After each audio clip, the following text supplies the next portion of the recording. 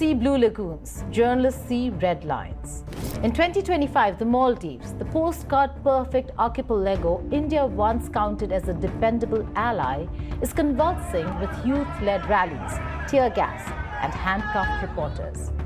What began as outrage over suspicious deaths of young women has fused into a full-throttle revolt against President Mohamed Muizzu's tightening grip on power. At the heart of it all sits the Maldives Media and Broadcasting Regulation Bill, a law critics call a direct assault on free expression. Cameras are being seized, journalists are being pepper sprayed, and the government is moving at lightning speed to silence dissent. Has the Maldives, long sold as a democratic success story in the Indian Ocean, finally plunged into autocracy? Hello and welcome. You're watching Statecraft with me, Geeta Mohan.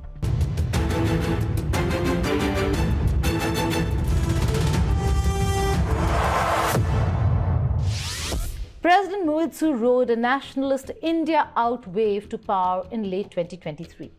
By 2025, his party holds a supermajority and is pushing constitutional amendments, impeaching judges, and fast-tracking a media bill that strips journalists of protection. Police have cracked down on youth protests sparked by two suspicious deaths of young women, first in Malé, then in Holhudu, fueling outrage at state negligence and cover-ups. The government blames political motives. Reporters call it state repression. Opposition parties now march beside journalists under one banner: Stop the bill, stop the slide. Is the Maldives watching its hard-won democratic freedoms evaporate in real time?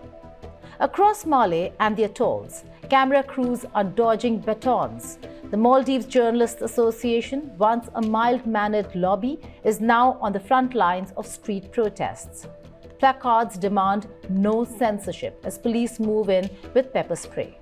Protest organizers face charges for obstructing police even as videos show peaceful marches.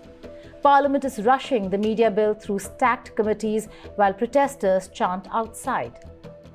This is no mere policy dispute. It's a fight over whether independent journalism survives at all in a country that only recently escaped decades of one-man rule. International watchdogs from CPJ to Reporters Without Borders have condemned it as a wholesale dismantling of the self-regulatory framework built after 2008's democratic reforms. In one stroke, decades of fragile media freedom risk being erased. This media storm didn't emerge in a vacuum. It rose from raw public grief. In April 2025, a young woman fell from a 9th-floor building in Malé under suspicious circumstances. Weeks later, Zakiyya Moosa's death was ruled self-inflicted without an autopsy. Families demanded independent probes. Instead, they got stonewalling and police pepper spray. The Maldives has danced this dance before. The 2003 prison death protest shook Maumoon Abdul Gayoom's autocracy. The 2011-2013 rallies over corruption and judicial arrest forced Mohammad Nasheed's contested resignation. Even the August 2004 crackdown on activists paved the way for the 2008 constitution. Each time, demands for justice met riot police, but each time they also cracked open space for reform. The 2025 protests echo that lineage, except now the fight is squarely about media freedom. That's why journalists are risking arrest. That's why youth activists are live-streaming protests despite internet throttling. And that's why international watchdogs call this a point of no return. In the Maldives, free media isn't just about headlines. It's the only lifeline keeping democratic accountability afloat in a rising sea of executive power. For New Delhi, the Maldivian media bill is more than a domestic issue. It's a warning flare about how fragile democratic gains have become across South Asia. Inside the Maldives, the government's tactics are textbook deterrence.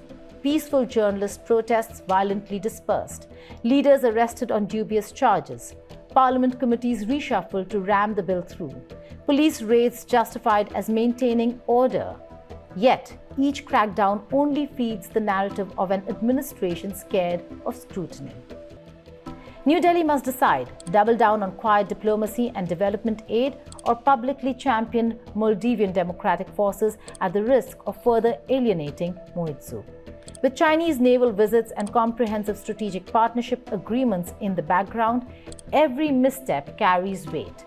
For India, the Maldives media bill is a litmus test of whether its neighborhood-first policy can survive in a region where neighbors keep slipping into instability and autocracy. Suspicious deaths lit the spark, but the media bill is the accelerant. Journalists are no longer just reporting the story, they are the story, standing at the barricades of democracy. For India, this is another flashing red light on a neighborhood map turning unstable. Will Male pull back from the brink, withdraw the bill, and revive its democratic promise? Or will it cement its slide into the autocratic club, leaving India with yet another volatile neighbor on its doorstep? Thank you for watching Statecraft.